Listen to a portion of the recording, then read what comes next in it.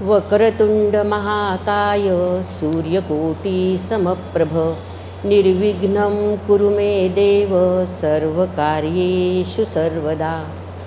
मूकं करोति वाचालं पङ्गुं लङ्घयते गिरिं यत्कृपातमहं वन्दे परमानन्दमाधवम्।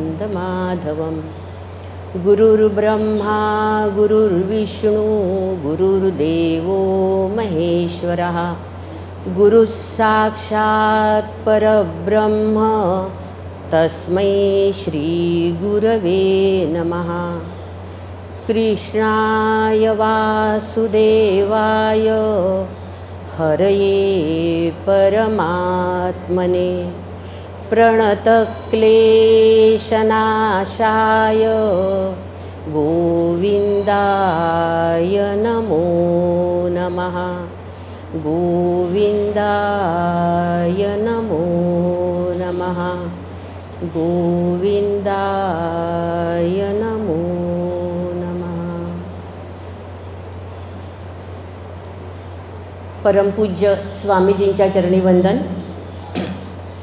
इथे उपस्थित श्रद्धेय रामभाऊ खांडवे गुरुजी, आजच्या आपल्या इथल्या महिला प्रमुख भारतीताई कुसरे मॅडम आणि उपस्थित सर्व योग साधक बंधू आणि भगिनींनो, सगळ्यांना नमस्कार करते। अन्नपूर्णा देवीच्या चरणी नमस्कार करते आणि आज दिलेला मला जो विषय आहे त्याला सुरुवात करते। भारतीय जुन्या संस्कृतीचे महात्म्य हा विषय मला सांगण्यात आलेला आहे। संस्कृती हा शब्द आपण खूप व्यापकतेने वापरतो। आपल्याला माहिती आहे की आपलं हे जे रोजचं राहणं आहे, खाणं आहे, पिणं आहे, वागणं आहे, बोलणं आहे, चालणं आहे, ही सगळी संस्कृतीच आहे। याच्यात थोडं इकडे तिकडे वेगळेपणा आला, दिसला आपल्याला किंवा वाटला तर आपण सहजतेने म्हणतो ना, हे काही आपल्या संस्कृतीत सांगितलेलं नाही, ही काही आपली संस्कृती नाही। म्हणजे आपल्याला आपली संस्कृती माहितीच आहे, आपण सगळे सुसंस्कृत आहोत। तर बस संस्कृती म्हणजे आपल्या धर्मासह जीवनात समग्र अंतर्बाह्य अंतर्बाह्य प्रगत जी अवस्था आहे ती म्हणजे संस्कृती। आता ही जी भारतीय संस्कृती आहे ही अत्यंत प्राचीन आहे आणि अत्यंत समृद्ध आहे। बाकीच्या संस्कृती काळाच्या ओघात काही लुप्त झाल्या, काही आहेत पण विशेष महत्त्व नाही, पण आपली जी संस्कृती आहे ती अजूनही आपल्या सगळ्या परंपरांसह टिकून आहे, अबाधित आहे। अशी ही आपली संस्कृती आहे। आणि जीवन जगण्याची कला असू द्या, विज्ञान असू द्या, राजकारण असू द्या, या सगळ्यांमध्ये आपली संस्कृती ही आहेच, ही अनुस्यूत आहे आपली संस्कृती। तर संस्कृती जे आपण म्हणतो तर त्याच्यात संस्कृती हा जो शब्द बनलेला आहे याच्यामध्ये सम हा उपसर्ग आहे आणि कृ हा धातू आहे। सम म्हणजे सम्यकपणे सर्व दृष्टींनी विचार करून, आणि कृ म्हणजे कृती, परिपूर्ण त्याचा योग्य विचार करून केलेली कृती असा या संस्कृतीचा अर्थ आहे, संस्कृती शब्दाचा अर्थ आहे। आणि ही जी अशी कृती असते की जी पूर्ण विचार करून केलेली असते ही समाज सहज स्वीकारतो, ती समाजात रुजते, स्थिर राहते आणि ती संस्कृती होते। जी समाज स्वीकारत नाही ती संस्कृती होत नाही, राहत नाही, टिकून राहत नाही। ही संस्कृती जी समाज स्वीकारतो ती टिकून राहते, ही अशी आपली संस्कृती आहे। याच्यात प्रकृती म्हणजे निसर्ग, विकृती म्हणजे या प्रकृतीत म्हणजे या निसर्गात होणारा विकार म्हणजे विकृती, आणि संस्कृती म्हणजे हा जो विकार झाला आहे या विकारावर होणारा संस्कार म्हणजे संस्कृती आहे. आता आपण बघा, आपण सगळेजण निसर्गावर अवलंबून आहोत. आपण आपल्या जीवनासाठी निसर्गाचा वापर करतो. निसर्गाचा वापर केल्यानंतर जशी जशी आपली लोकसंख्या वाढत जाते तर या निसर्गावर ताण येतो, निसर्गाचा ऱ्हास होतो. मग तो ऱ्हास, तो समतोल बिघडणं, निसर्गाचा समतोल बिघडणं हाच विकार आहे. आणि या विकारासाठी आपल्या संतांनी आपल्याला काय सांगून ठेवलेलं आहे? वृक्षवल्ली आम्हा सोयरे वनचरे. हे जे वृक्ष आहेत हे आपले सोयरे आहेत. सोयरे म्हणजे आपल्याला माहिती आहे, जो सोय बघतो तो सोयरा. इतके ते आपली सोय बघतात, मग आपल्याला त्यांची सोय नको का बघायला? मग त्याच्यासाठी आपल्याला झाडे जगवा, झाडे वाढवा, झाडे लावा असे राष्ट्रीय संदेश काढावे लागतात. तर म्हणजे मग त्या संस्कृतीचं जतन होतं, ती संस्कृती राहते. अशा जर आपल्या निसर्गाचा ऱ्हास होत गेला तर मग संस्कृती टिकत नाही असं आपण बघतो. त्याच्यानंतर आपल्या संस्कृतीसाठी, संस्कृती टिकून राहण्यासाठी या भारतीय संस्कृतीचं महात्म्य जे आहे की ही इतकी प्राचीन असून टिकून राहिलेली आहे, याच्यासाठी आपले जे वैदिक ग्रंथ आणि वैदिक साहित्य आहे हे भारतीय संस्कृतीचे मूळ साधन ग्रंथ आहेत. आता वैदिक ग्रंथ म्हणजे प्रामुख्याने आपल्याला माहिती आहे की वेद आणि उपनिषद. वेद आपले 4 वेद, उपनिषद, त्याशिवाय आपले 18 पुराणं, 6 दर्शनं, त्यानंतर भगवद्गीता, महाभारत आणि रामायण हे सगळे ग्रंथ हे आपले साधन ग्रंथ आहेत. आपल्याला माहिती आहे की वेद पुराणं ते तर सगळे आहेतच, पण त्याच्याशिवाय आपल्याला सगळ्यांना माहीत असलेली आणि जवळची अशी ही भगवद्गीता आहे. या भगवद्गीतेचे सगळ्या भाषांमध्ये भाषांतर झालेले आहेत. सगळ्या मनुष्य मात्रांपर्यंत ही भगवद्गीता पोचलेली आहे. काय सांगितलेलं आहे भगवंतानी या भगवद्गीतेमध्ये? अर्जुनाला उपदेश केलेला आहे. त्याला सांगितलेलं आहे, तुला तुझं विहित कर्म करायचंच आहे. कर्मयोग सांगितला, भक्तियोग सांगितला, ज्ञानयोग सांगितला. हे सगळं सांगून त्याचे सगळे संशय दूर केले आणि त्याला युद्धाला प्रवृत्त केलं. भगवंतानी या अर्जुनाला माध्यम करून सगळ्या मानवजातीला हाच संदेश सांगितला आहे आणि सगळ्या मानवांच्या मनातला संशय दूर केलेला आहे. असे हे आपले धर्मग्रंथ आपल्याला आपली संस्कृतीबद्दल सतत सांगत राहतात. काय करायचं, काय नाही करायचं याचं सगळं आपल्याला या आपल्या ग्रंथांमध्ये मिळतं. रामायण हा ग्रंथ, आत्ताच रामाचं नवरात्र झालं, आपण बघितलं. आम्ही इथे येत असताना राम मंदिरापाशी सगळं भगवे भगवे तोरणं, भगवे छत्र असे लागलेले, पताका अशा लागलेल्या आम्हाला दिसल्या. तर यात पण आपण बघतो की प्रभू रामचंद्र श्रीकृष्ण यांनी त्यावेळेला जे आदर्श घालून दिलेले आहेत ते आजही समाजात मान्यता पावलेले आहेत. आजही आपण त्या आदर्शांचं पालन करतो आहे ना. प्रभू रामचंद्रांना तर पुरुषोत्तमाचा अवतार मानलेला आहे. प्रभू रामचंद्रांनी आपल्या जी सगळी नाती सांभाळली आहेत त्या सगळ्या नात्यांमध्ये आपल्याला अत्युच्च आदर्श घालून दिलेले आहेत. सगळ्या आदर्शांचं त्यांनी पालन केलेलं आहे. ते उत्तम पुत्र आहेत, उत्तम पती आहेत, उत्तम पिता आहेत, उत्तम राजा आहेत, उत्तम भ्राता आहेत. याचे सगळे उच्च आदर्श आपल्याला प्रभू रामचंद्रांनी घालून दिलेले आहेत तेव्हाच्या काळात आणि ते आजही समाजात मान्यता पावलेले आहेत. आपल्याला असं दिसतं. मग आपल्या संस्कृतीचं मूळ कशात आहे तर हे जे आदर्श पिढ्यानुपिढ्या आपल्या सगळ्यांमध्ये रुजलेले आहेत. आपण ते आजही कोणी असं म्हणत नाही की नाही प्रत्येक वर्षी नवरात्र आलं की रामायण सुरू होतं. का बरं आपण त्याच्यात खंड पाडत नाही? सगळ्यांना सगळी गोष्ट माहिती आहे तरी आपण पुन्हा ती ऐकतो. का बरं? कारण हे संस्कार आपण आपल्या मनावर बिंबवतो, ठसवतो, ते पक्के करतो. हे संस्कृतीचं मूळ उद्देश आहे, हे मूळ आहे संस्कृतीचं, असं आपल्याला दिसतं. तसंच आपले संत आणि संत वाङ्मय हेही आपल्या संस्कृतीचा मोठा भाग आहेत.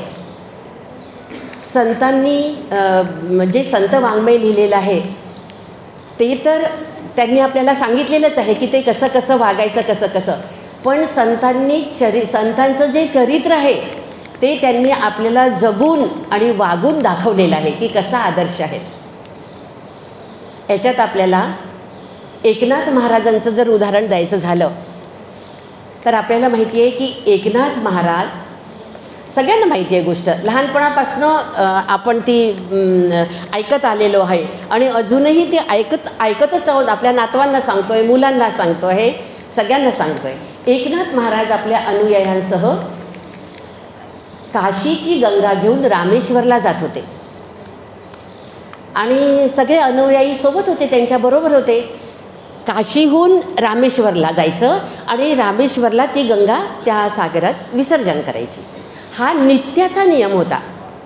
आणि जाता जाता त्यांनी बघितलं की एक गाढव तिथे जमिनीवर तळमळत आहे आणि हातपाय झाडत आहे.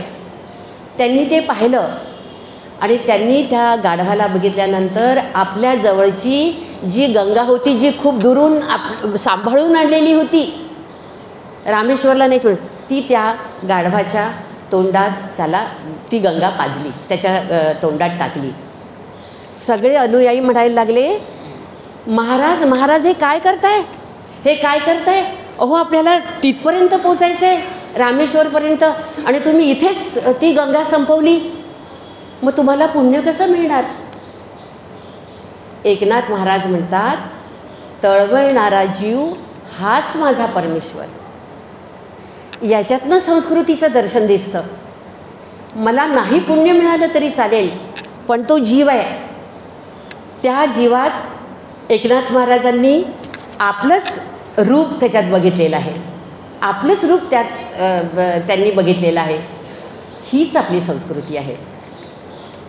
तुकाराम महाराजांबद्दल सांगतात, तुकाराम महाराज हे संपन्न घराण्यातले होते, सावकार घराणं होतं तुकाराम महाराजांचं. आणि तुकाराम महाराजांच्या वेळेला भयंकर दुष्काळ पडला आणि लोक उपाशी मरण्याची वेळ आली. तुकाराम महाराजांनी काय केलं? आपली सगळी धान्याची कोठारं उघडून दिली आणि सगळ्यांना सांगितलं की तुम्ही धान्य घेऊन जा. आपल्या गावातली तर माणसं होतीच, पण आपल्या आजूबाजूच्या गावातल्या माणसांसाठी त्यांनी धान्याची कोठारं उघडून दिली आणि सगळ्यांचे जीव वाचवले. ही आपली संस्कृती आहे. फक्त आपणच आपल्यापुरती आपण बघत नाही, सगळ्यांमध्ये परमेश्वर आहे हे बघतो. ही आपली संस्कृती आहे. ज्ञानेश्वर महाराजांनी काय केलं? ज्ञानेश्वर महाराजांना लहानपणी किती त्रास झाला, किती दुःख सोसावं लागलं, किती कष्ट घ्यावे लागले, समाजाने किती त्रास दिला. पण ज्ञानेश्वर महाराजांचं सगळं साहित्य बघा, त्याच्यात आपल्याला कुठेही त्यांच्या साहित्यामध्ये त्यांनी कोणावर दोषारोप केलेले, कोणाचा द्वेष केलेला किंवा समाजावर आसूड ओढलेले कुठेही दिसत नाही. ज्ञानेश्वरीत तर संपूर्ण शांत रस आहे आणि सगळ्या साहित्यामध्ये त्यांच्या भक्तीच भक्ती आपल्याला दिसते. असं हे सगळ्या संतांचे जे आपण ग्रंथ वाचतो किंवा त्यांचे चरित्र वाचतो तर आपल्या अनुभवाला या सगळ्या गोष्टी येतात. ज्ञानेश्वरी लिहून तर ज्ञानेश्वरांनी आपल्यावर अनंत उपकार केलेले आहेत, अनंत उपकार केलेले आहेत. आणि ज्ञानेश्वरी ही गीतेवरची टीका आहे. गीता संस्कृतमध्ये होती, त्याचं प्राकृत मराठी भाषेत रूपांतर केलेलं आहे. आणि ज्ञानेश्वरीत पण आपल्याला हाच सगळा भाव दिसतो. ज्ञानेश्वरीत पण सांगितलेले सगळे जे दृष्टांत आहेत, उपमा आहेत, या सगळ्या आपली ही जी संस्कृती टिकून आहे त्याला त्याचा हातभारच लागलेला आहे. इथे मला आणखीन एक प्रसंग म्हणजे एक गोष्ट अशी सांगावीशी वाटते की महाभारताच्या शेवटच्या वनपर्वामध्ये एक गोष्ट आहे. यक्ष प्रश्नांचं असं प्रकरण आहे. त्या यक्षाने युधिष्ठिराला प्रश्न विचारलेले आहेत आणि युधिष्ठिराने उत्तरं दिलेली आहेत. त्या प्रश्नांच्या ओघामध्ये यक्ष युधिष्ठिराला प्रश्न विचारतो, का दिशा म्हणजे काय, दिशेची व्याख्या काय. आपल्यासारख्यांनी काय उत्तर दिलं असतं? सूर्य पूर्व दिशेला उगवतो म्हणजे ती पूर्व दिशा, आणि जिकडे मावळतो ती पश्चिम दिशा आहे ना, हेच उत्तर आहे त्याचं. पण युधिष्ठिराला माहिती होतं की यक्षाने सांकेतिक प्रश्न विचारलेला आहे, त्याचं इतकं साधं उत्तर नाही. त्याचं उत्तर युधिष्ठिराने दिलेलं आहे संतो दिक्. संत हीच दिशा, संत जे सांगतात तोच मार्ग, त्याच मार्गाचं अनुसरण करायचं, त्याच मार्गाने जायचं. आणि तसं जर गेलं तर तीच आपली संस्कृती आणि तीच टिकून राहते. गुरुरेव दिशा आपण म्हटलेलं आहे, गुरुनी सांगितलेलीच दिशा, ह्याचं जर आपण पालन केलं आणि नुसतंच त्यावेळेला नाही तर ते सतत पालन केलं तर या गोष्टी रुजतात आणि म्हणून ती संस्कृती ती टिकून राहते, ती नामशेष होत नाही, हे आपल्याला लक्षात येतं. तसंच आपल्या संस्कृतीमध्ये काही महावाक्य आहेत, ते पण संस्कृतीच्या दृष्टीने खूप उपकारक आहेत. ते म्हणजे पहिलं सांगायचं झालं तर एकम सत विप्रा बहुधा वदंती, हे एक महावाक्य आहे. म्हणजे काय? सत्य एकच आहे, ब्रह्मसत्य आहे, पण जे विद्वान लोक आहे ते त्याला वेगवेगळ्या पद्धतीने सांगतात. असंख्यात नावे जया देत लोक, परी नित्यतो सच्चिदानंद एक. आपण रोज म्हणतो, रोज बिंबवतो आपल्यावर सकाळी ही प्रार्थना. आणि आकाशात पतितम तोयम सागरम प्रति गच्छति, आणि सर्वदेवम नमस्कारम केशवम प्रति गच्छति. कुणालाही नमस्कार करा, तो तिथेच पोचणार आहे. म्हणजे एकम सत्य असं सांगितलेलं आहे. दुसरं आहे वसुधैव कुटुंबकम. किती मोठी उदार कल्पना आहे आपल्या संस्कृतीची. पूर्ण जग, पूर्ण पृथ्वी हे एक कुटुंब आहे. ज्याप्रमाणे आपण आपल्या कुटुंबातल्या लोकांशी वागतो, त्यांच्याशी जशी आपली वर्तणूक आहे तशी पृथ्वीवरल्या कुठल्याही मनुष्य मात्राशी असली पाहिजे. इतका मोठा उदार दृष्टिकोन आपल्या संस्कृतीत सांगितलेला आहे. त्यानंतर यत्र नार्यस्तु पूज्यन्ते रमन्ते तत्र देवताः, हे तिसरं महावाक्य. आपल्या संस्कृतीत स्त्रीला बहुमान दिलेला आहे, तिला कमी लेखलेलं नाही, तिला तुच्छ लेखलेलं नाही, तिला योग्य तो सन्मान दिलेला आहे. आपण देवतांची जशी पूजा उपासना करतो तशी देवीची सुद्धा पूजा उपासना करतो. सृजन शक्तीचं वरदान हे फक्त आणि फक्त स्त्रीला लाभलेलं आहे. आणि जी आपल्या भारत देशाला नररत्नांची खाण लाभलेली आहे ते हे सगळे स्त्रीचेच उपकार आहेत. तिच्याचमुळे हे नररत्न आपल्या देशाला, आपल्या भारतीय संस्कृतीला लाभलेली आहेत, हे आपण विसरून चालणार नाही. त्यामुळे ज्या ठिकाणी स्त्रीला मान मिळतो, पूज्यन्ते म्हणजे अगदी देवघरात बसूनच तिची पूजा करा असं नाही सांगितलेलं आहे. जिच्या शब्दाला मान असतो जिला ज्या ठिकाणी स्त्रीला मान मिळतो त्या ठिकाणीच देवतांचा वास असतो, त्या ठिकाणी देवता रमतात, राहतात, असं हे महावाक्य आहे. चौथं महावाक्य आहे सर्वेपि सुखिनः सन्तु सर्वे सन्तु निरामयाः सर्वे भद्राणि पश्यन्तु मा कश्चित् दुःखभाग् भवेत्. ही म्हणजे लोककल्याणाची प्रार्थना आहे. लोकांचं कल्याण व्हावं, ते सुखी व्हावेत, सर्वेपी सर्व प्राणी मात्र सुखी व्हावेत, त्यासाठी केलेली ही प्रार्थना आहे. आणि सर्वांचं सुख तेच आपलं सुख. तुम्ही कल्पना करा की आपण सुखी आहोत आणि आपला शेजारी दुःखी आहे. त्या आपल्या सुखाचा आनंद आपण कितपत घेऊ शकू, कितपत उपभोगू शकू? नाही आपल्याला त्याच्यातला आनंद घेता येणार जोपर्यंत तोही थोडासा त्याचं दुःख थोडं कमी होत नाही. तो आपल्या इतका जरी नाही तरी थोडा जरी सुखी झाला तर त्याचा आपल्याला आनंद आहे. तो आपल्या सुखाचा आनंद आपण तेव्हा जास्त उत्कटतेने उपभोगू शकतो.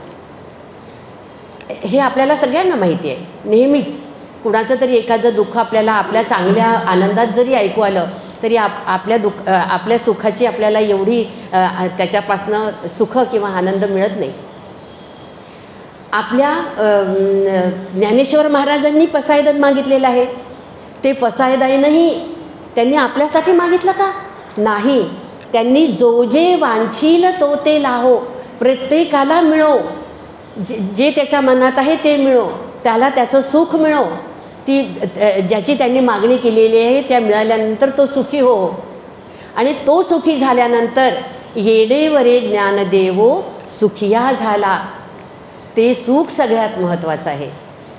त्यामुळे ही जी भावना आहे ही पण संस्कृतीसाठी सगळ्यात महत्त्वाची आहे. आणि पाचवं जे महावाक्य आहे ते आहे जननी जन्मभूमिश्च स्वर्गादपि गरीयसी.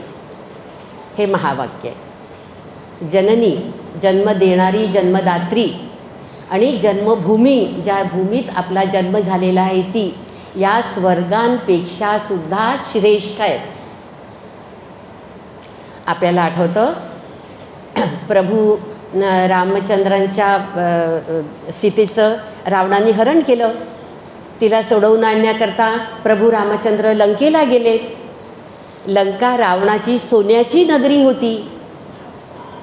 प्रभू रामचंद्रांनी रावणाशी युद्ध केलं आणि लंका जिंकून घेतली. रावणाच्या युद्धात रावणाचा वध केला युद्ध केल्यानंतर, आणि लंका जिंकून घेतली. विभीषण रामाला म्हणतो, रामा, ही नगरी तुमची आहे, तुम्ही इथून जाऊ नका, तुम्ही युद्ध करून ती जिंकलेली आहे, तुम्ही इथून जाऊ नका. प्रभू रामचंद्र काय करतात? संस्कृतीची जी लक्षणं दिसतात आपल्याला ती इथे. प्रभू रामचंद्रांनी विभीषणाला राज्याभिषेक केला, लंकेचं राज्य विभीषणाला दिलं आणि त्याला तिथे राजा घोषित केलं, आणि स्वतः मात्र अयोध्येला परत आले. जन्मभूमी स्वर्गादपि गरीयसी.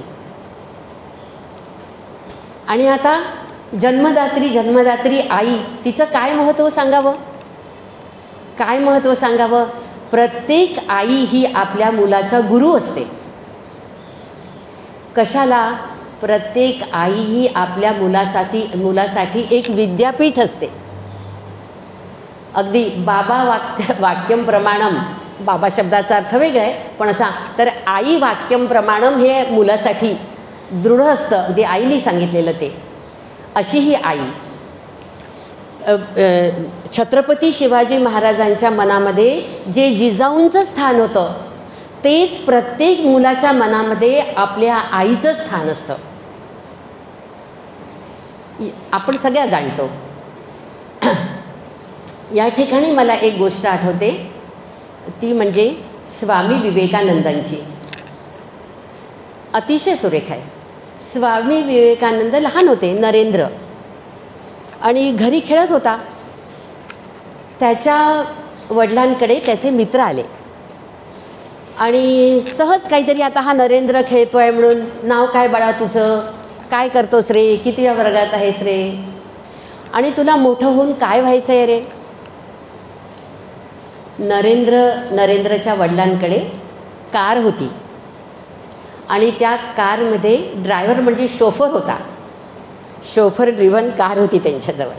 आणि तो जो ड्रायव्हर होता तो रोज खूप सुंदर युनिफॉर्म घालून यायचा आणि त्याचा तो थाट, त्याच्या डोक्यावरची ती हॅट, तो सगळा त्याचा पोशाख, ते बघून नरेंद्रला त्याचं इतकं आकर्षण होतं की तो प्रश्न विचारल्याबरोबर, त्या आलेल्या मित्रांनी, वडिलांच्या मित्रांनी प्रश्न विचारल्याबरोबर नरेंद्रनी सांगितलं की मला ड्रायव्हर व्हायचं आहे. हे त्याच्या आईने ऐकलं. त्या मित्राला जाऊ दिलं आणि नरेंद्रचा हात पकडला आणि त्याला घरात आणलं, दिवाणखान्यामध्ये. त्यांच्या दिवाणखान्यामध्ये मोठं चित्र होतं जे आपण भगवद्गीतेवर बघतो, रथात बसलेला अर्जुन आणि रथाचं सारथ्य करत असलेला श्रीकृष्ण. त्या श्रीकृष्णाकडे बोट दाखवून नरेंद्रला सांगितलं, नरेंद्र नक्की ड्रायव्हर हो, पण हा असा ड्रायव्हर हो जो सारथ्य करतो आहे सगळ्या. ती आता गीताच, त्याच्यात सगळं त्यांनी आपल्याला काय कसं वागायचं, काय अनुसरण करायचं, सगळंच सांगितलेलं आहे. ते सारथ्यच आहे. तू अशा तऱ्हेचं सारथ्य कर आणि असा तऱ्हेचा ड्रायव्हर हो.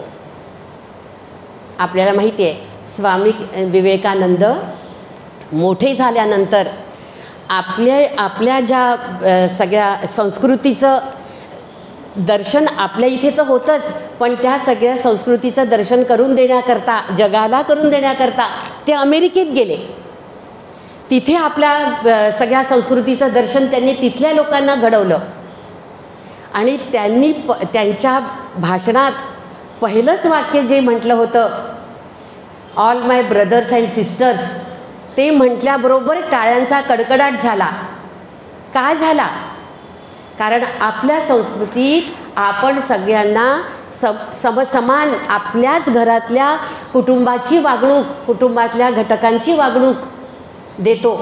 त्यामुळे आणि तिथे ते जे संस्कृतीचं दर्शन त्यांनी तिथल्या लोकांना घडवलं ते त्या लोकांना म्हणजे ते तर आकृष्ट झालेतच, पण त्याच्यातले काही अनुयायी यांच्या बरोबर विवेकानंदांबरोबर भारतात आले. भारतात येऊन त्यांच्याबरोबर राहिले, आपल्या संस्कृतीचा अभ्यास केला. भगिनी निवेदिता शेवटपर्यंत इथे राहिल्यात आणि कार्य केलं. ही आपली संस्कृती. आपली संस्कृती परकीयांना पण सुद्धा आकृष्ट करते. ही आपली संस्कृती. त्यानंतर आपल्या संस्कृतीमध्ये आधी गुरुशिष्य परंपरा होती आणि गुरुशिष्य परंपरेमध्ये हे जे गुरूंचे आश्रम असायचे हे नगराबाहेर असायचे. नगराबाहेर नगरातल्या सुख सोयी नसायच्या. तिथे जाऊन नगरातल्या सगळ्या मुलांनी तिथे जाऊन, मग ते गरीब असो, श्रीमंत असो, राजकुमार असो, सगळ्यांनी तिथे राहून अत्यंत साधेपणाने ती शिक्षा ग्रहण करायची असायची. आणि ती विद्या जेव्हा गुरु द्यायचे तेव्हा ती सगळ्यांसाठी समान असायची. त्याच्यात उच्च नीचतेचा भाव नसायचा. याला काही वेगळं अशी अजिबात आपली संस्कृती नसायची. आणि ते सगळे जे शिष्य असायचे ते सगळे तिथे राहून आश्रमाची व्यवस्था पाहून आपल्या गुरूंना, गुरुपत्नींना सगळे मदत करायचे. त्याच ठिकाणी श्रीकृष्णाला पेंड्यासारखा मित्र मिळाला. त्याच ठिकाणी श्रीकृष्णाला सुदामासारखा मित्र मिळाला. सुदामा आणि श्रीकृष्णाची गोष्टही आपण लहानपणापासनं ऐकतो. तीही लहानपणापासनं आपल्या मनावर बिंबलेली आहे. तोही आपल्या संस्कृतीचा एक मोठा भाग आहे. मोठा झाल्यानंतर सुदामा श्रीकृष्णाला भेटायला आला. श्रीकृष्ण तेव्हा द्वारकाधीश होते आणि सुदामाच्या घरात 18 विश्व दारिद्र्य. किती तफावत, किती तफावत. आणि जेव्हा सुदामा भेटायला आले तेव्हा द्वारपालांनी आज श्रीकृष्णाला जाऊन निरोप दिला. म्हणे महाराज, कुणीतरी एक गरीब ब्राह्मण आलेला आहे आणि तो आपलं नाव सुदामा सांगतोय. सुदामा शब्द ऐकल्याबरोबर श्रीकृष्ण आपलं सोन्याचं सिंहासन सोडून धावत निघाले, धावत निघाले. दारात जसं श्रीकृष्णाला बघितलं त्याला एकदम घट्ट मिठी मारली. ही जी तफावत होती ही तिथेच संपली, त्याच ठिकाणी संपली. आपला मित्र, आपला सुहृद, आपला लहानपणचा, आपण ज्याच्या बरोबर दिवस घालवले आहेत, तिथे कुठे हे राहिलं का गरीब आणि श्रीमंत भाव? दुसरा कुठलाच भाव नव्हता. फक्त आणि फक्त सुदामा आणि श्रीकृष्ण दोन मित्र एका लेव्हलवर होते. ही आपली संस्कृती आहे. ही आपल्याला ठिकठिकाणी मदत करते. उच्च नीचतेचा भाव आपल्या मनात कधीही येऊ देत नाही.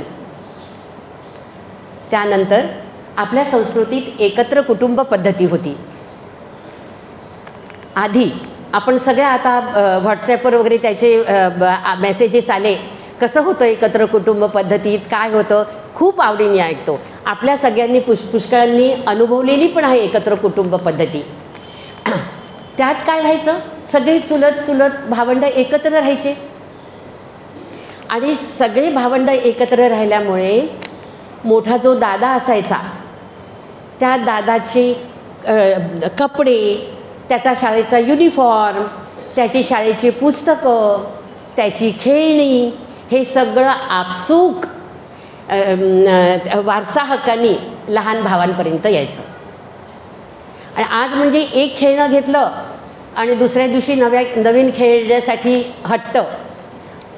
पिढ्यानपिढ्या ती खेळणी टिकायची. ती लाकडी आणि अशी मजबूत खेळणी असायची, आपण बघतो. तर ती लहान भावापर्यंत यायची. सगळ्यांवर सारखेच हे होत होते.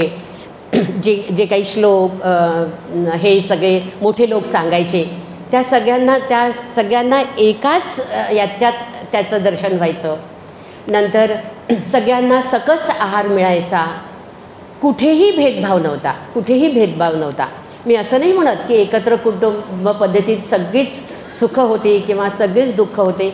त्यातही काही अडचणी होत्या, पण सगळे एकत्र राहायचे. मग विभक्त कुटुंब पद्धती आली, त्यातली सुखदुःख आपण बघतो. न्यूक्लिअर फॅमिली ज्याला म्हणतात, आई वडील दोघंही कामाला जातात, मुलं एकटीच घरी असतात. एकटी मी म्हणत नाही, ते लावतात त्यांच्यासाठी, बाई ठेवतात, आया ठेवतात. आणि प्रत्येक वेळेला आपण बघतो त्यांच्या हातात मोबाईल देऊन देतात. घरोघरचं चित्र आहे, मोबाईल देऊन देतात. म्हणजे माणसातला संवाद संपलेला आहे आणि माणूस आणि यंत्र यातला संवाद अतिशय वाढलेला आहे. दोन्ही पद्धतीत ज्या काही अडचणी होत्या, काही सुख होती, काही दुःख होती. मला हे नाही म्हणायचं की हीच चांगली आणि विभक्त कुटुंब किंवा हे, पण काय निवडायचं याचं स्वातंत्र्य आपल्याला आहे ना. आपण निवडू शकतो कुठली संस्कृती, कुठलं कुटुंब विभक्त ठेवायचं की. पण आता काय झालेलं आहे, काही गोष्टी अपरिहार्य झालेल्या आहेत. त्यामुळे आपल्याला ते स्वीकारणं भाग्य आहे. आणि कालोघात संस्कृतीमध्ये हे बदल होतातच आणि ते स्वीकारावेच लागतात, हे पण आपण बघतो. त्यानंतर सणावारांचं महत्त्व होतं. खूप वर्षभर सणवार चालायचे. मला आठवतं, आमचा इतवारीत डोकेंचा वाडा होता. सतत सणवार आणि सतत कुळाचार आणि सतत वडापुरण आणि सतत पंक्ती. अगदी कंबर वाकून सगळ्यांना वाढतोच आहे आम्ही. एक झाला की दुसरा. महत्त्व होतं. पण आपले हे जे सणवार होते हे पर्यावरणाशी निगडीत होते. आपण बघतो की हे सगळे पर्यावरणाशी निगडीत होते. आपल्याला माहिती आहे की श्रावणामध्ये बेलाचं महत्त्व होतं. गणपतीला आपण तुळस वाहतो. त्याच्यानंतर वटपौर्णिमेला वडाचं महत्त्व होतं. त्यानंतर असं म्हणतात की शनिवारी पिंपळावर लक्ष्मीचा निवास असतो, म्हणून शनिवारी पिंपळाजवळ दिवा लावायचा. असे हे जे सगळे सणवार होते, तर या सणवारांमध्ये पर्यावरणाचं रक्षण, म्हणजे मी आधीच सांगितलं की जे आपले सगळे सोयरे आहेत त्यांचं रक्षण हा मोठा एक हेतू होता. आणि त्याला जर आपण आपल्या धर्माशी निगडीत केलं तर आपण त्या गोष्टी जास्त श्रद्धेने करतो, जास्त भक्तिभावाने करतो आणि ती प्रथा टिकून राहते, ज्या अजूनही टिकलेल्या आहेत. आपल्याला माहिती आहे की मला आठवतं की पुषादितवार म्हणजे पौषातला रविवार, आणि पुषादितवारी आम्ही आजीजवळ राहिलेलो आहे. आजीचे संस्कार आहेत, त्याच्यामुळे थोडंसं संस्कृतीचं दर्शन तिच्यामार्फत झालेलं आहे. पुषादितवारी काय असायचं, अगदी सकाळी उठून आजी एका चौकोनी मोठ्या पाटावर सूर्याचं चित्र रांगोळीने काढायची. त्याच्या बाजूला आदित्य राणूबाईचं असायचं आणि त्या पाटावर म्हणजे आता आठवलं तरी आता आपल्याला कुठे दिसणारही नाही त्या गोष्टी. एवढा कागदाचा चिटोरा असायचा, त्याच्यावर दंतमंजन असायचं, एक पाण्याने भरलेला ग्लास असायचा, खोबरेल तेलाची बाटली असायची, त्यानंतर एक फणी, तेव्हा फणी वापरत, फणी आणि छोटासा कंगवा, फणी किंवा छोटासा कंगवा असायचा. याशिवाय त्या वेळेत येणारी बोरं, वालाच्या शेंगा या पण त्याच्यामध्ये असायचा. ते सगळं आजी सकाळीच ठेवायची. त्यानंतर तिची आंघोळ झाल्यानंतर त्याची पूजा करायची आणि त्यानंतर त्याला आमचा स्वयंपाक झाल्यानंतर नैवेद्यसुद्धा असायचा पौषातल्या रविवारी. आणि मग मात्र त्या दिवशी आम्ही बहिणी होतो, रविवार असायचा आम्हाला रविवारच एक मिळायचा शाळा असल्यामुळे की त्या दिवशी आम्हाला केस धुवायची असायची, न्हायचं असायचं डोक्यावरनं. तर त्या दिवशी आम्हाला बंदी असायची की आज डोकं न्हायचं नाही. आणि ते सूर्यभगवानाचं चित्र काढल्यानंतर केस विंचरायचे नाहीत, लवकर उठा आणि वेणी घालून घ्या आज. मग आम्हाला नंतर वेळ नसायचा आठवडाभर. मग आम्ही आजीला विचारायचं, आजी का गं असं, तू आम्हाला का नाही न्हाऊ देत किंवा वेणी घालू देत. तर आमची आजी काय उत्तर द्यायची माहीत आहे का, आमची आजी म्हणायची, नाही गं, आज नाही वेणी घालायची किंवा आज नाही न्हायचं, कारण सूर्यनारायणाच्या तोंडात केस जातात ना. किती उदात्त भावना होती सूर्यनारायणाच्या, किती त्या सूर्यनारायणाशी तादात्म्य होतं. त्याला घरातला एक घटकच, घरातला सदस्य म्हणूनच मान्य होती की नाही म्हणजे आपल्या तोंडात केस जातात हे आपण समजू शकतो, पण सूर्यनारायणाच्या तोंडात केस जातील म्हणून आजी आम्हाला हे करू देत नव्हती. इतकं आपल्या संस्कृतीत सगळ्या आपल्या देवांशी आपलं तादात्म्य होतं, जवळकीक होती आणि त्याला आपला घटकच मान्यता होतो, आपल्या कुटुंबातला सदस्य म्हणून मान्यता होती. इतकं सुंदर आपण रूप पाहिलं. आणि जसं अक्षय तृतीया आहे, यात आपण माठाची पूजा करतो, नवीन आलेली कैरी असते, चिंच असते, हे सगळं आधी ब्राह्मणाला द्यायचं आणि मग आपण वापरायचं. माठसुद्धा आधी देवाला द्यायचा म्हणजेच ब्राह्मणाला द्यायचा आणि मग आपण वापरायचं, त्याच्या आधी आपण वापरायचं नाही असं आपल्याला सांगितलेलं असायचं. म्हणजे काय, दुसऱ्याला देण्यात जो आनंद आहे, दुसऱ्याला देण्यात जे सुख आहे, त्याच्यासाठी ह्या सगळ्या गोष्टी आपण हे करायचं.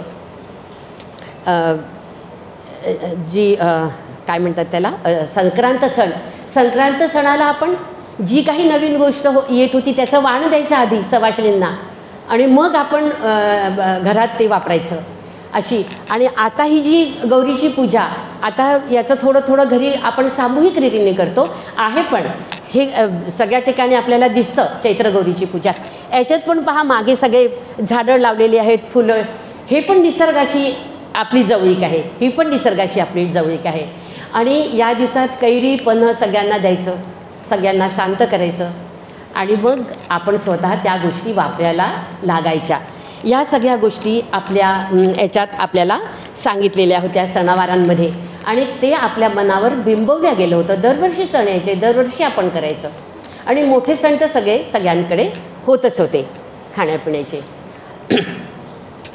आणि त्यानंतर याच्यात मला आणखीन एक गोष्ट इथे सांगायची आहे, ती म्हणजे आपल्याला सगळ्यांना माहिती आहे, आपण रोज इथे येतो, अष्टांग योगाची साधना करतो. हा जो आपला पतंजली मुनींनी सांगितलेला अष्टांग योग आहे, यामध्ये अष्टांग योगाचं जे पहिलं अंग आहे, आपण सगळे परीक्षा देऊन पास झालेलो आहोत, यम. आणि या यमाचे 5 उपांग सांगितलेले आहेत. ते उपांग कोणते?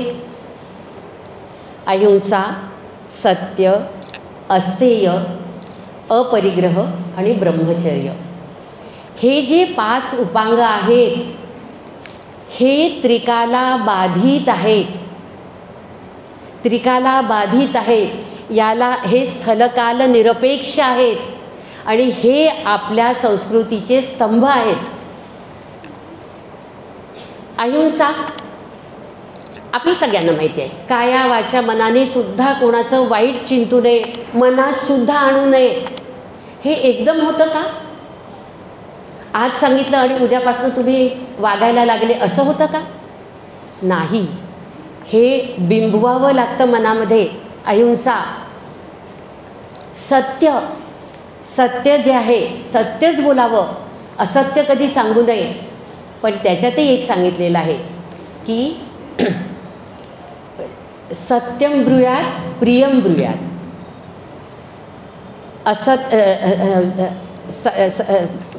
अप्रियम सत्यम न ब्रूयात. जर अप्रिय सत्य असेल तर ते नका सांगू, पण प्रिय सत्य असेल ते जरूर सांगा. आणि सत्य या पण ह्या सगळ्या त्रिकालाबाधित गोष्टी आहे, या स्वतःच्या मनावर बिंबवाव्या लागतात. अस्तेय, चोरी करू नये. मला सांगा, एखाद्या मुलाचे वडील जर चोरी करत असतील तर ते त्याला चोरी करू नये हे किती ठामपणे सांगू शकत असतील? किती ठामपणे सांगू शकत असतील? जोपर्यंत ही गोष्ट तुम्ही स्वतःच्या मनावर बिंबवत नाही, तुमच्या शब्दाला धार येणार नाही, तुम्ही सांगू शकणार नाही, तुमची जीभ उचलणार नाही आपल्या मुलाला हे सांगायला. म्हणून या गोष्टी आधी आपल्यात बिंबवा. आपल्याला ती गोष्ट माहिती आहे, चोरी करणारा मुलगा घरी येतो, मित्राची पेन्सिल घेऊन येतो आणि आईला दाखवतो. आई काहीच म्हणत नाही. तिथनं त्याच्या चोरीची सुरुवात होते. मोठ्या चोऱ्या करायला लागतो, आणि पकडल्या गेल्यानंतर जेव्हा पोलीस पकडतात, त्याला माहीत असतं तो आपल्या आई त्याला काहीतरी सांगायला जाते, तो आपल्या आईचा कानच चावतो. म्हणतो, आई, ज्या दिवशी मी पहिली पेन्सिल आणली आणि तू सांगितलं असतं, त्याच्यानंतर मी कधीही चोरी केली नसती. हे अस्तेय, हे बिंबवायचं असतं. त्यानंतर अपरिग्रह, जरुरीपेक्षा जास्त वस्तूंचा संग्रह करू नका. हे वाक्य मी स्त्रियांकडे पाहून जास्त बोलते. किती पाळतो? बाजारात गेलो की पिशव्या भरून आणतोच ना आपण. नाही गं, हे मी किती दिवसांपासून ठरवलं होतं, माझ्याकडे नाहीच, तिच्याकडे किती छान दिसत होतं, आणतोच आपण अगदी. आणि याच्यात पुरुष अपवाद नाहीत बरं. काही काही पुरुषांनाही अशी सवय असते, म्हणजे एखाद वेळेस स्त्री घेणार नाही पण पुरुष याच्यात पुढे असतात. थोडक्यात काय तर आपण सगळेजणं आपापल्या प्रतीनी आपापल्या यांनी सालारजंग असतो. आपल्या घराचं म्युझियम करण्याकडेच आपल्या घराचा कल असतो. खरी आहे ना गोष्ट, सालारजंग म्युझियम खूप आहे, पण आपण आपल्या प्रतीने सालारजंगाचंच काम करत असतो. त्यानंतर शेवटचं उपांग जे आहे ते म्हणजे ब्रह्मचर्य. ब्रह्मासारखं शुद्ध पवित्र असं आचरण. या 5ही गोष्टी या एकदम येत नाहीत. यांचे संस्कार आपल्या मनावर व्हावे लागतात, या बिंबवाव्या लागतात. लहानपणापासून मुलाला सांगाव्या लागतात, नित्य म्हणाव्या लागतात, रोज इथे येऊन म्हणजे आपण जे शिकतो इथे सर्वांना शिकवतो हे आपल्या मनात ठसवावं लागतं. तेव्हा ते संस्कार होतात आणि तेव्हा त्या संस्कारांची संस्कृती तयार होते आणि ती दृढ राहते, ती पक्की राहते. तिला बाकीच्या संस्कृतींसारखी ती कालबाह्य होत नाही, हे आपल्याला लक्षात येतं. पण अशा या आपल्या संस्कृतीवर परकीयांचे बरेच आक्रमणं झालेत. परकीयांनी वैचारिकसुद्धा सांस्कृतिकसुद्धा आक्रमणं आपल्या संस्कृतीवर केलेली आहेत. आपल्या संस्कृतीचे जे मुख्य आधारस्तंभ होते म्हणजे सामाजिक जीवन, सांस्कृतिक जीवन, याच्यावर त्यांनी घाव घालून ते ठिसूळ करण्याचा प्रयत्न केला. आपलं सांस्कृतिक जीवन ठिसूळ करण्याचा प्रयत्न केला आणि आपली भाषा, आपला इतिहास याच्यावर सुद्धा घाव घातले. बघा तुम्ही आता एक पिढी हे याच्यापासून दूर गेली आणि आपल्याला आता जे आपल्या समाजात त्याचं चित्र दिसतं आहे की लोकांना असं वाटायला लागलं की परकीयांचं जे आहे तेच चांगलं आहे आणि आपलं जे आहे ते सगळं टाकाऊ आहे, त्याला काही अर्थ नाही, ते सगळं बुरसटलेलं आहे, ते सगळं आउटडेटेड झालेलं आहे. त्यांचा पेहराव, त्यांचं खाणं पिणं हे सगळं मधल्या पिढीने सगळं आत्मसात केलं. आपली भाषा आपण विसरलो. आपल्या मुलाला ना धड मराठी येत आणि तो इंग्लिश शिकतो, इंग्लिश बोलतो, पण इतका तो जशी आपली भाषा आपण मुळातनं शिकतो, आपल्याला समजते, तितक्या याने इंग्लिश भाषा त्याला समजत असेल का? याचं खूप सुंदर उदाहरण आपण जेव्हा मुलांचे परिचय किंवा प्रवेशचे पेपर घेतो आणि त्याच्यात त्यांची मराठी भाषा पाहतो, एक वाक्य मराठी लिहिता येत नाही पूर्ण, अशी परिस्थिती. तर ही भाषा मिटवण्याचं, ही भाषा संपवण्याचं, आपला इतिहास मिटवण्याचं, जो आपला चांगला इतिहास होता ते मिटवण्याचं कार्य या परकीयांनी केलेलं आहे. त्याची झळ आपल्या सगळ्यांना पोहोचलेली आहे. आपल्याला सकाळी आपण जेव्हा नातीला उठवायला जातो, उठ उठ ग बेटा, 7 वाजले सकाळचे उठ, तर ती नात अगदी किलकिले डोळे करून आजीला विचारते, आजी 7 म्हणजे किती ग? मग आजी सांगते, अगं बेटा 7 वाजले बरं, लवकर उठ, सकाळ झाली. प्रत्येक गोष्टीत आपण सांगायला की गेलं किती म्हणजे काय ग, म्हणजे तिला मराठी समजतच नाही असा याचा अर्थ. दूर गेली पिढी ही आपली. पण आपण याच्यातही असं बघतो आहे, आपल्याला आशेचा किरण म्हणण्यापेक्षा आशाच आहे की आता परकीय संस्कृतीसुद्धा भारताच्या संस्कृतीकडे आकर्षित होत आहे. आता आम्ही 2 वर्षांपूर्वी व्हिएतनामला गेलो होतो. तिथे आम्ही काय पाहिलं, प्रत्येक 2 बिल्डिंगनंतर एक योगा सेंटर, प्रत्येक 2 बिल्डिंगनंतर एक योगा सेंटर, असे ठिकठिकाणी योगा सेंटर्स होते. त्यानंतर ओंकाराचं महत्त्व, आपल्या मंत्रांचं महत्त्व, आपल्या श्लोकांचं महत्त्व, हे सगळं त्यांना आता जाणून घ्यायचं आहे. ही इच्छा त्यांच्या मनामध्ये निर्माण झालेली आहे. आपल्या संस्कृतीची ओळख करून घ्यायची त्या सगळ्यांना इच्छा आहे.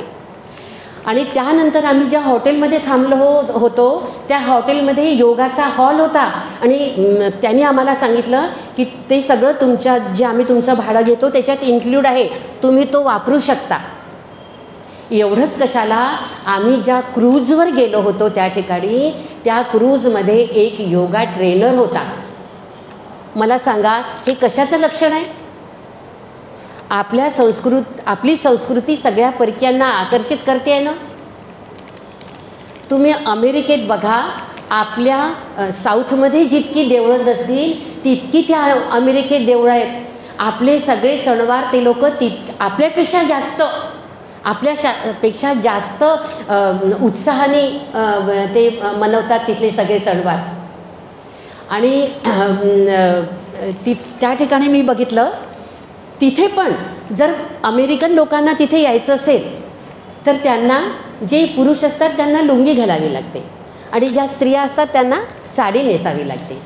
असंच आम्ही एका देवळात गेलो होतो आणि त्या देवळामध्ये 2 स्त्रिया आल्या होत्या, साडी नेसून आल्या होत्या. साडी पण कशी, अशी ऑफ व्हाईट रंगाची, बरं खूप चकचकीत झगझगीत वगैरे अजिबात नाही, ऑफ व्हाईट रंगाची साडी घेऊन त्या दोघीजणी आल्या. त्यांच्या कपाळावर कुंकू होतं आणि त्या देवाला नमस्कार वगैरे करून आल्या असतील आणि जेव्हा परत जात होत्या त्यांना मी भेटली, माझी साडी होती. त्यांनी मलाही नमस्कार केला. प्रत्युत्तरादाखल मीही त्यांना नमस्कार केला, पण माझा तो नमस्कार त्या अमेरिकन स्त्रीला नव्हता. माझा नमस्कार मला त्या स्त्रीच्या ठिकाणी दिसलेल्या आपल्या संस्कृतीला होता. मी मनापासूनच नमस्कार केला तिला आणि तिथे मला माझ्या संस्कृतीचा एवढा गर्व झाला, एवढा अभिमान वाटला, माझा ऊर भरून आला. आपल्याला आपल्या इथे नाही पण परदेशात जेव्हा असं दृश्य दिसतं तेव्हा आपण खरोखर धन्य आहोत, आपली संस्कृती धन्य आहे, याचा अनुभव आल्याशिवाय राहत नाही.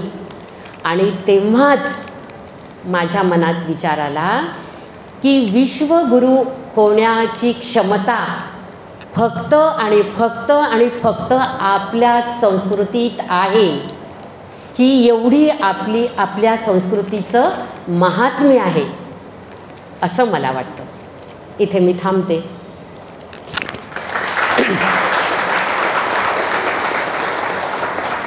आपल्या परीने या संस्कृतीचं महात्म्य सांगण्याचा मी प्रयत्न केलेला आहे. या ठिकाणी मला आपल्या योगाभ्यासी मंडळाचे पदाधिकारी आणि भारतीताई कुसरे यांनी मला खास करून आमंत्रित केलं आणि ही बोलण्याची संधी दिली, याबद्दल मी त्यांची खूप खूप आभारी आहे आणि धन्यवाद.